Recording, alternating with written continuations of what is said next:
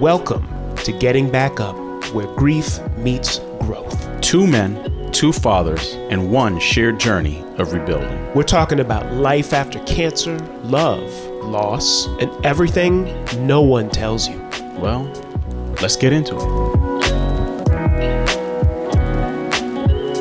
Hey, we're back again. It's David McClain and Mr. Jamal Jones. I'm here. On Getting Back Up, Finding Life After Death. Last episode, we got into some stories. Some dating stories. Yeah. And So some, type of women that we were looking for or profiles, characteristics, red flags, the list of things that were on the docket. And today we're going to spend today kind of talking about some suggestions. Getting you ready. Right, getting you ready to date, for whether you're newly divorced, whether you're newly widowed, widower, just all the things that you should be thinking of and how you should be thinking.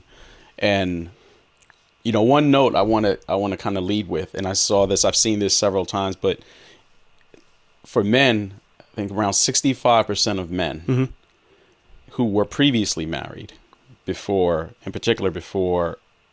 you becoming a widower, end up back in a committed relationship within 25 months. This was a research by Pew, insight by Pew Research that was done a few years ago. And I thought that was interesting because I think that was about 27 months. Oh, for really? Me. Yeah, I think so. In a relationship or married? But in a relationship, married. Oh. About literally like 20, almost just around 25, 27 months, I think. And it's interesting, I think, as we think about it, like one goes back to like is this the right thing? Should I do this? It goes back to human nature. You desire connection. It's kind of like what you talked about in a previous episode, like 4 or 5 months in, you were like, there's a void there. Yeah. Right. So I think this is a good episode to talk about, the things you should consider and, the tips, so to speak, as we think about it. So you want to? Yeah. I think one is to really ground yourself in where you are emotionally, knowing if you're ready to date, not just filling a void, but understanding the substance that's going into the place you are and where you want to be. Because women are going to pick up on that unresolved grief. Oh, yeah. So yeah, I think that's something. You don't want to be in the date breaking down and you. Oh, no. you start crying and. Yeah. It's okay to still feel love for your late she wife. Used to love shrimp cocktails. Right. She liked the mayonnaise, not the chili sauce or whatever it is. But remember, healing doesn't mean forgetting. Right.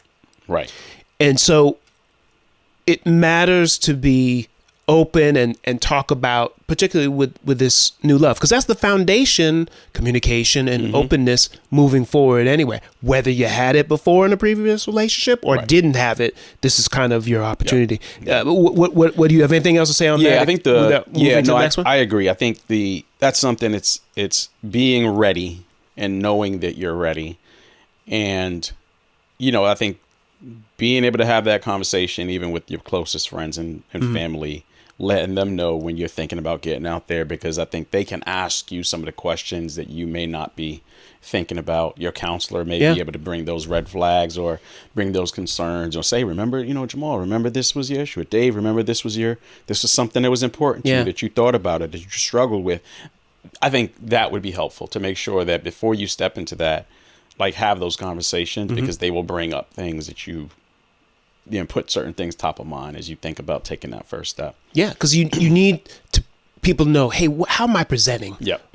Does this sound healthy? Does it sound like I'm moving in to the right place? Am I moving forward in a way, or am I just moving on? Yeah. As we talked about in one other episode. What do you think that next? We have a couple. I think the next step is just, keep it light.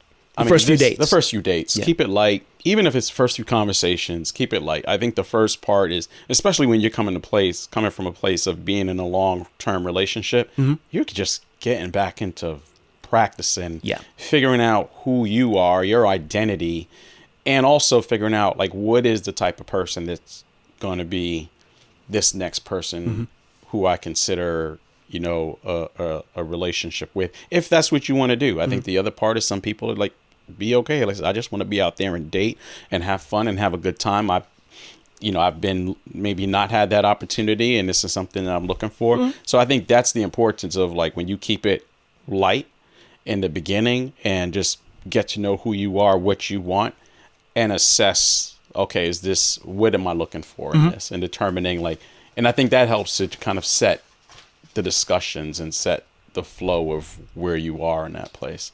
I know the other thing is, you know, you don't have to tell everybody, oh yeah, you don't have to go in like, oh, I'm a widower or I'm divorced or whatever that is.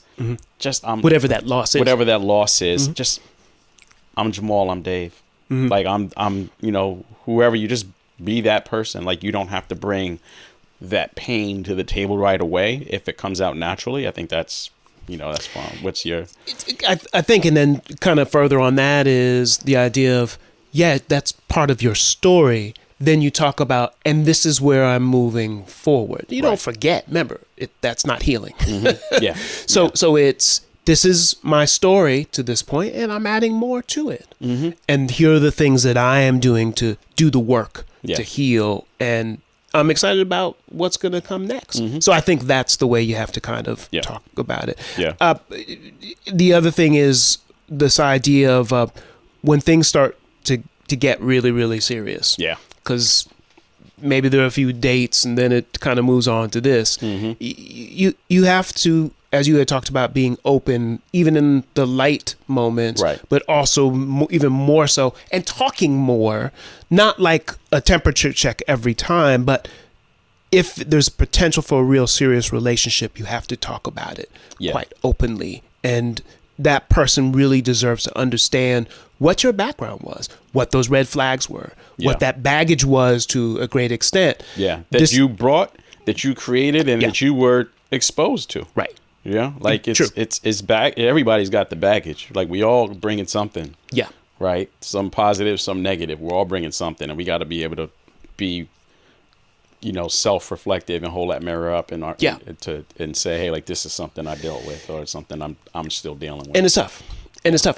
But to know you're not stuck, and you need to communicate that you're actually moving forward. So I think that's important. So you can talk about the qualification of who you were in that marriage, but previously, and that it's how you tried to do what you could in respect of that person and of that family, and lots of stuff happens too. There's infidelity, all these other things, but those are the things that you have to, if you're going to build a relationship on strength with somebody, you have to show the vulnerability. I think as you kind of move on, if that's the right person, you know, and that you can only find out by putting it out there if it's going to move. I think the important part is to be able to acknowledge that, regardless of what type of loss, be open and be able to say and acknowledge with this new person that this previous marriage, this previous relationship was a huge part of your life. That there's no denying that. Right. It is a huge part of your life. It has helped to form who you are. Right. Either through great positive experiences or experiences that weren't the best. It's still, it's why you're here and who you are today. And being able to acknowledge that, this is the role that it has. And here's what I'm looking to do differently. Here's what I'm looking to build upon. Here's what I'm looking to reinforce as I build in my next relationship. And I think that's how you have to kind of think about that. Speak more about how to talk about it.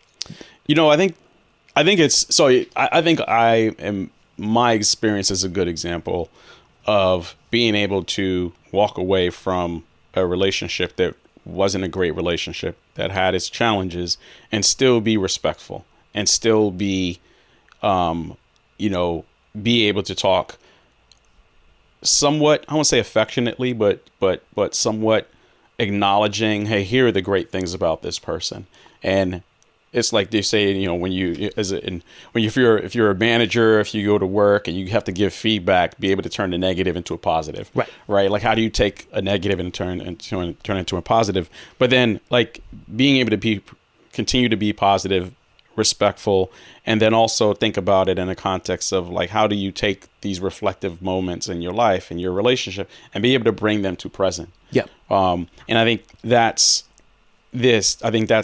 really good. But a big part of it, because you're coming from a place of lessons learned and loss, which is part of your recent narrative, you have to find a way to balance the past and the future. Like, nobody wants to hear every day about the late wife or the past, you know, the divorce, you know, my previous husband or previous wife. Like that, at some point, you know, you are going to run into the situation where the new person feels like, I got to compete with this person all the time.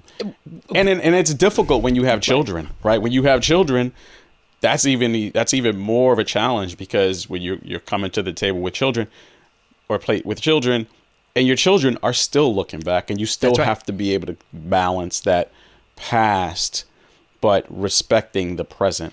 And I'm not saying this from a place like I've mastered it. I struggle with it. I still navigate it in my marriage. And you have to think almost before saying something or making that comparison or something that happens in that conversation with somebody, because in many ways, my late wife becomes almost a mythical figure. Yeah.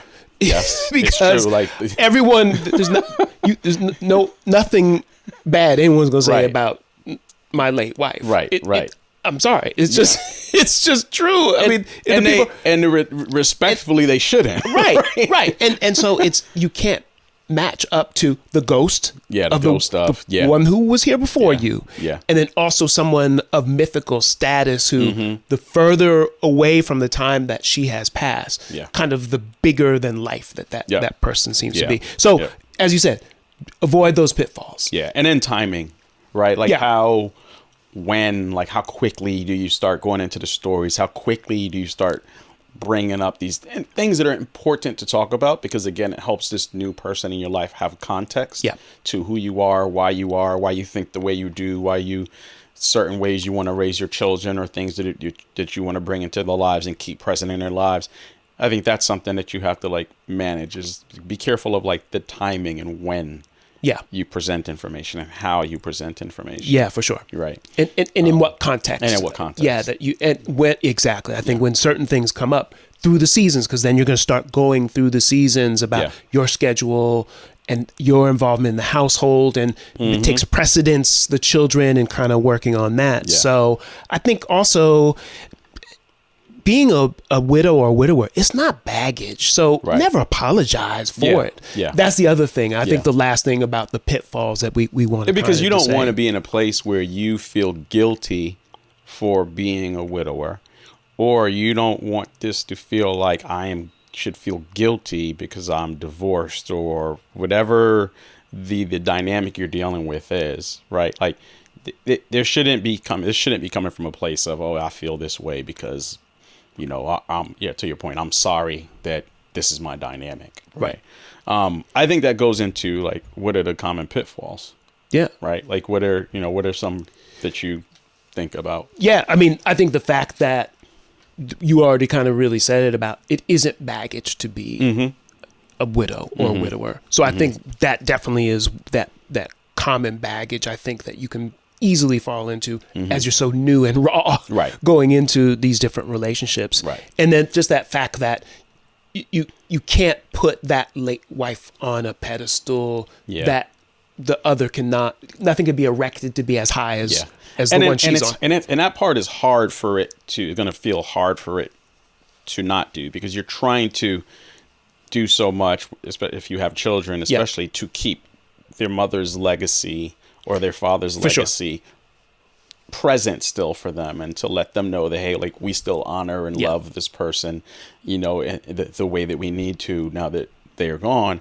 But there's a part where, like, you don't want it to be, well, you know, this yeah, my late wife or my late husband, they did this so well, right? Like you're gonna run into. You can't match that. Yeah, you can't. Yeah. The next one can't match that. So what women appreciate, I think, in the situation, kind of our last kind of points here, really that they like emotional honesty. The more vulnerable, for the most part. I mean, if that's a closed book and conversation, you're not going to move anywhere. You gotta open up, because that may be a trigger and baggage for that woman that you're dating. Because, oh yeah, my last husband, he didn't, or boyfriend or whatever, he didn't talk about stuff. That was our problem. You don't want that situation and that tradition to be carried on and carried forward. So share your loss without really dwelling on it. And why don't you say something about the signs that when you're ready, that's what women appreciate. What are the kind of those signs? Yeah, I mean, I think when you're ready,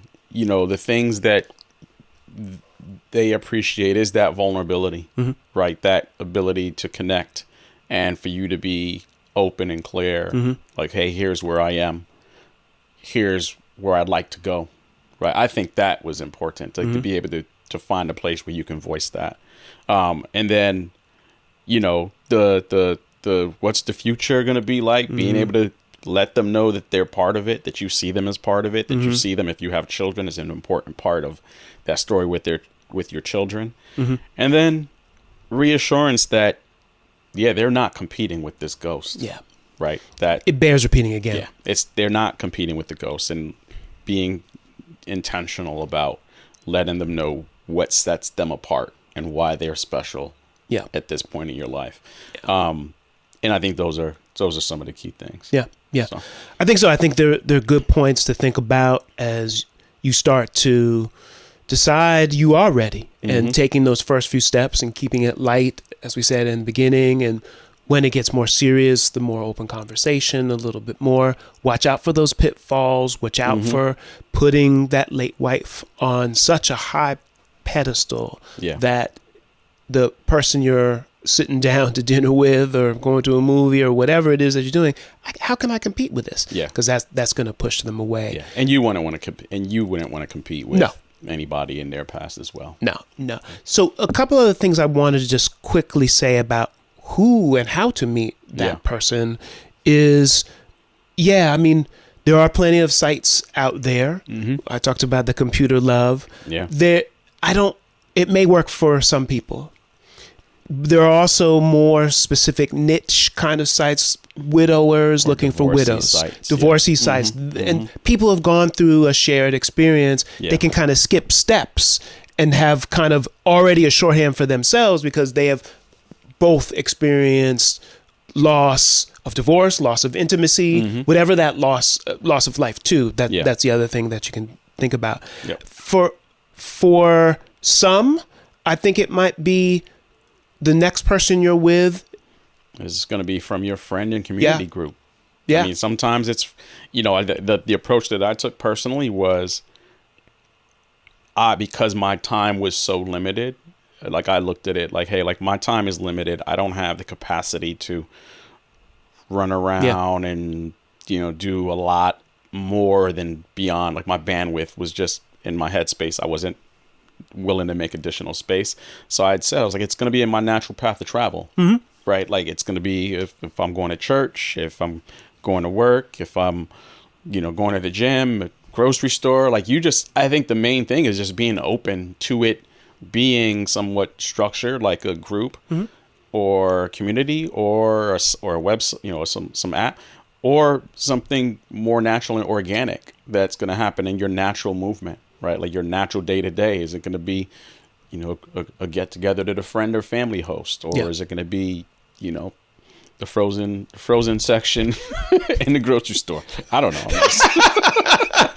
That's it, right? No more mangoes, right? Like coffee shop. Who knows? Exactly. But it could be any of those things. So yes, that's what we have. But we want to hear from you. Yeah, we want to hear, where have you in your journey, considered meeting new people? What are all the other things that you thought about as you decided to embark on this new dating phase post your loss, post this point in your life? And, we're looking forward to hearing from you. So hit us on all our socials. Hit the socials. Hit us. Talk to us. Our new phone number. We got a new phone number.